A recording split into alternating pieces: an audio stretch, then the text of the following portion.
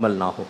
واقعی بس مختصر ایک عرض کر دیتا ہوں کہ سرکار ایک وادی سے گزر رہے تھے، ایک پہلوان سامنے سے آیا، کافر تھا، اور لکھا یہ کہ وہ اتنا لہیم و شہیم تھا کہ اگر وہ گائے کی کھال کے اوپر کھڑا ہو جاتا اور لوگ اس کو کھینچتے تو کھال پھٹ جاتی تھی، اس کے پاؤں کے نیچے سے نکالنا ممکن نہیں تھا۔ اللہ اکبر۔ سرکار سے جب ملا تو سرکار نے اس کو اسلام کی دعوت دی۔ اس نے کہا اگر آپ مجھے پچھاڑ دینا اچھا تو میں ایمان لے آؤں گا۔ اچھا اچھا عجیب۔ سرکار نے کہا آ جاؤ، ایک ہی وار میں اٹھا کے اس کو نیچے پٹک دیا، لیکن وہ ایمان نہیں لایا۔ اچھا پھر ایک اور تھے رکانہ رضی اللہ تعالیٰ عنہ، ان سے بھی ایسے ہی ہوا، وہ بکریاں چراتے تھے لوگوں کی، سرکار مل گئے وادی میں، کہنے لگے اگر آپ مجھے ہرا دینا میں ایک بکری دے دوں گا۔ سرکار نے ہرا دیا، ایک بکری لے لی، کہا پھر ریسلنگ ہوگی، پھر دوبارہ ہرایا، 3 بکریاں لے لیں سرکار نے۔ اب وہ کہتے ہیں میں سائڈ میں بیٹھ گیا، میں سر پکڑ کے کہ اب میں ان بکریوں کا حساب کیسے دوں گا؟ تو سرکار نے ارشاد فرمایا کہ ہم پر ایمان لاتے ہو؟ ایمان لے آئے، سرکار نے بکریاں بھی واپس فرما دی۔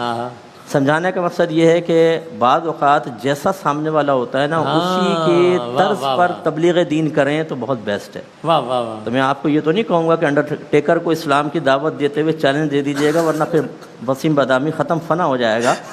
لیکن یہ ضرور ہے کہ ہمیں جیسے ڈاکٹرز کو دینی ہے تو ذرا انہی کی لینگویج میں، ان کی ٹرمز یوز کرتے ہوئے، انہی کے طرز کے اوپر۔ اسی طرح اسکول کالج یونیورسٹی میں جائیں تو وہاں بیان کا انداز مختلف ہونا چاہیے۔ ہر جگہ ممبر نہیں چلتا ہے، ہر جگہ روڈ کے بیانات نہیں چلتے ہیں۔ آپ کو لوگوں کی ذہنی سطح کے مطابق، ان کی کیفیات، ان کی طبیعتوں کے مطابق تبلیغ کرنی ہوگی اور کامیابی ہوگی۔ ضمناً بس ایک بات عرض کرتا ہوں کہ نبی کریم صلی اللہ علیہ وسلم کو 40 مردوں کی طاقت حاصل تھی، اور وہ 40 مرد جنتی تھے، اور ایک جنتی مرد کی طاقت دنیاوی 100 مردوں کے برابر ہے۔ گویا کہ نبی کریم صلی اللہ علیہ وسلم کو 4000 مردوں کی طاقت حاصل تھی۔ یہ تو بخاری میں موجود ہے۔ حضرت انس کہتے ہیں کہ ہم آپس میں کہا کرتے تھے کہ سرکار کو 30 جنتی مردوں کی طاقت حاصل ہے، اور ایک روایت میں 40۔ اس کا مطلب آپ غور کریں کہ اگر مشیت الہی درمیان میں نہ ہوتی تو یہ نبی کریم صلی اللہ علیہ وسلم کے لیے جہاد وغیرہ صحابہ کو یوز کرنا کوئی پرابلم نہیں تھا۔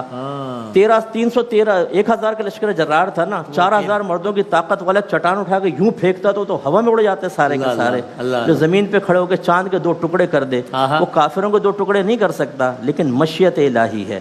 جیسے حضرت نے فرمایا تھا نا کہ پہچانے نبی کریم صلی اللہ علیہ وسلم کو، ان کو اپنی مثل بشر نہ سمجھیں۔ میرے آقا صلی اللہ علیہ وسلم کو اللہ نے بڑے اختیارات، بڑی طاقت اور بہت کچھ نعمتوں سے نوازا ہے۔ اظہار اس لیے نہیں کرتے کہ مشیت الہی درمیان میں آ جاتی ہے، اور اعلیٰ حضرت فرماتے ہیں کہ میدان محشر میں مشیت الہی سامنے نہیں ہوگی، سرکار کو بڑا اختیار دیا جائے گا۔ ہاں جہاں حکم الہی ہے وہ ہے، ورنہ سرکار کو بہت اختیار ہوگا، اور اظہار اختیار اس وقت دیکھیں پہ جو اعلی محبت ہیں وہ کیسا انعام پاتے ہیں۔ انشاءاللہ۔ سبحان اللہ سبحان اللہ، کیا کہنا ہے۔